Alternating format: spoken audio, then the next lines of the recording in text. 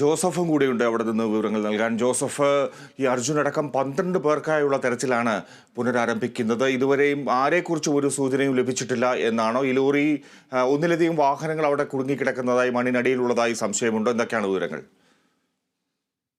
Fiji, നിരവധി വാഹനങ്ങൾ കുടുങ്ങിക്കിടക്കുന്നു. 12ഓളം പേർ കുടുങ്ങിക്കിടക്കുന്നതായാണ് അനൌദ്യോഗികമായിട്ടാണെങ്കിലും ലഭിച്ചിട്ടുള്ള വിവരം. ഏതൊക്കെയായാലും ഇവരെ കണ്ടെത്തുന്നതിന് വേണ്ടി NDRF, SDRF, police, fire force, navy തുടങ്ങിയവരുടെ സംഘമാണ് രാവിലെ മുതൽ ഈ പരിശോധനകൾ പുനരാരംഭിച്ചിട്ടുള്ളത്. ഇപ്പോൾ മംഗലാപുരത്ത് നിന്ന് റഡാർ ഇപ്പോൾ സംഭവ സ്ഥലത്തേക്ക് എത്തിച്ചിട്ടുണ്ട്. എത്രയും വേഗം ഈ റഡാർ ഘടിപ്പിച്ചുകൊണ്ട് പുഴയിലും ഈ മണ്ണിടിഞ്ഞ പ്രദേശത്തും പരിശോധന ആരംഭിക്കുമെന്നാണ് ഇപ്പോൾ നിലവിൽ അറിയിച്ചിട്ടുള്ളത്.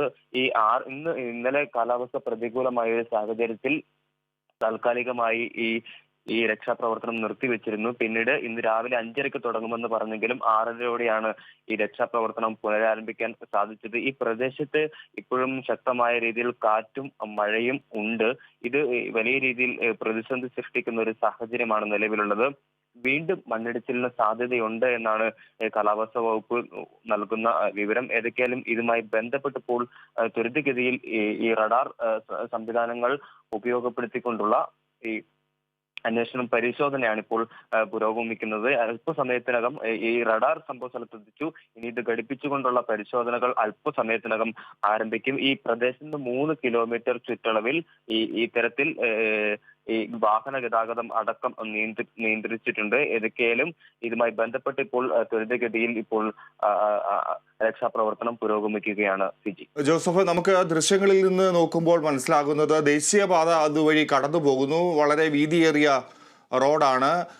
ഈ റോഡ് നിർമ്മാണത്തിനായി അരികിലുള്ള മലകളൊക്കെ അരിഞ്ഞ് റോഡിന് വീതി കൂട്ടി ദേശീയപാത നിർമ്മാണം പൂർത്തിയാക്കിയതാണ്. ഒരുപക്ഷെ അതുമൂലമൊക്കെ ആയിരിക്കുമോ ഈ ഒരു മലയ്ക്ക് ബലക്ഷയം ഉണ്ടായിരുന്നത്? വലിയൊരു കാറ്റും മഴയും ധാരാളം ജലം ഊഴ്ന്നിറങ്ങുന്ന ഒരു സാഹചര്യവും ഒക്കെ ഉണ്ടായപ്പോൾ ഈ മല കൂടുതൽ ദുർബലമായി ഇടിഞ്ഞു വീണതാകുമോ? ഇത്തരത്തിൽ അപകടകരമായ നിരവധി പ്രദേശങ്ങൾ കടന്നു വരുന്ന ദേശീയപാത കൂടിയാണിത്. ഈ കൊങ്കൺ മാതൃകയിലുള്ള ഒരു ഭൂപ്രദേശമാണ് ഇത് എന്നാണ് മനസ്സിലാക്കാൻ സാധിക്കുന്നത്. ഏതൊക്കെയായാലും ഈ സ്ഥലത്ത് എത്തുന്നതിന് മുമ്പ് തന്നെ നിരവധി ഇടങ്ങളിൽ ഈ മണ്ണ് ഇടിഞ്ഞു വീഴാൻ പാകത്തിൽ പലയിടങ്ങളിലും നിൽപ്പുണ്ട്. ഇത് വലിയ രീതിയിലുള്ള ആശങ്കയ്ക്കിടയാക്കുന്നുണ്ട്.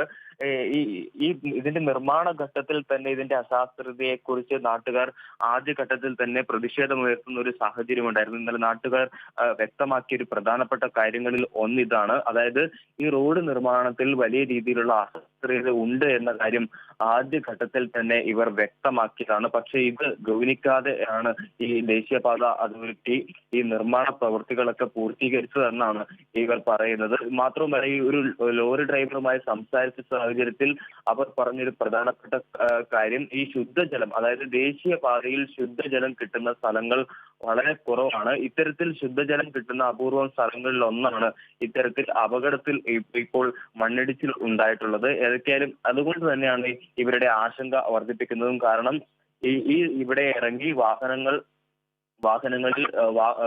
ശുദ്ധജലം നിറയ്ക്കുന്നതിനും മറ്റുമായി ഈ ഗുജറാത്ത് വരെയുള്ള യാത്രകൾക്ക് ശുദ്ധജലം നിറയ്ക്കുന്നതിനായി വാഹനങ്ങൾ, ലോറി ഡ്രൈവർമാർ സ്ഥിരമായി ഇവിടെ ഇറങ്ങുന്നതും പമ്പടിക്കുന്നതും പതിവാണ്. ആയതിനാൽ തന്നെ കൂടുതൽ പേർ കുടുങ്ങിക്കിടക്കാനുള്ള സാധ്യതയുണ്ട്. ഇതിന് തൊട്ടടുത്തായി ഒരു വാട്ടർഫാളുമുണ്ട്. ഇതൊക്കെ കാണുന്നതിന് വേണ്ടി ആളുകൾ തമ്പടിക്കുന്ന ഒരു സാഹചര്യവുമുണ്ട്.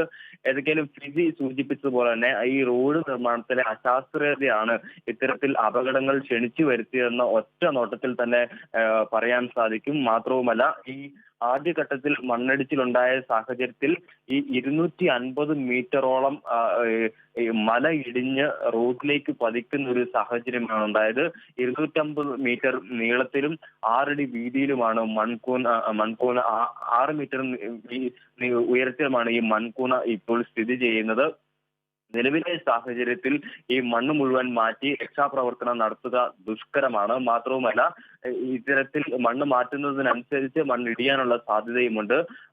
മലയുടെ മുകളിൽ രൂപപ്പെട്ടിട്ടുള്ള നീർച്ചാലുകൾ, വെള്ളച്ചാലുകൾ വലിയ രീതിയിൽ മണ്ണ് കുതിർത്ത് റോഡിലേക്ക് പതിക്കുന്നതും പതിവാണ്. ഇതൊക്കെ ഈ കാരണങ്ങൾ കൊണ്ട് തന്നെ ഈ രക്ഷാപ്രവർത്തനം വളരെ ദുഷ്കരമായി തന്നെ തുടരുന്ന ഒരു സാഹചര്യമാണ് നിലവിലുള്ളത്. ഫിജി.